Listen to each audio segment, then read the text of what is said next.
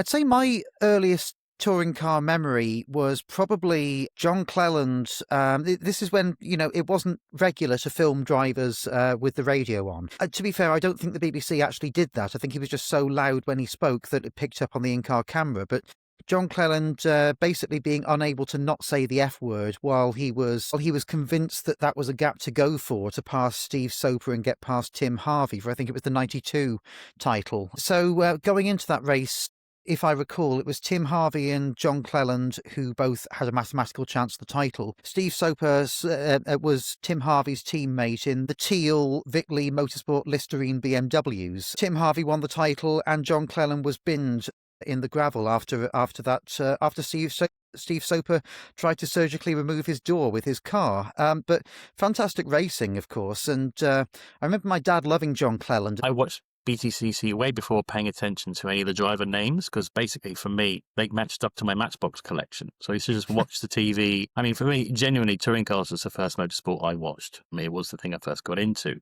but it was more like, oh, I've got this little model of a car, and it would have been a Cleland, like STP, Vauxhall Astra, or whatever in my kit. And suddenly BTCC 90s was a strange phenomenon as an incredible motorsport championship.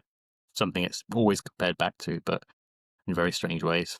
Like, if you look at Goodwood's YouTube channel, for example, or if you look at Motorsport Magazine's YouTube channel, the things that pull in the viewers are always, something like Patrick Watts driving the Super Touring Peugeot, or it's, Anthony Reid reunited with his Ford. And so it's that kind of, it's that super touring manufacturer era that still seems to grab hold of people's attention. I think it's driven by the fact that simply was an incredible era, but I think that we have an incredible BTCC. In terms of top level, it varies over many years. Sometimes it's higher years and lower years, but it can never compare to that. But also, that era just doesn't make sense. It was just this anomaly of motorsport where this shouldn't really have happened, and it did, and it's amazing it did. But I think it becomes this problem for BTCC because it's like, oh, but it was always better, and we can never get back to that.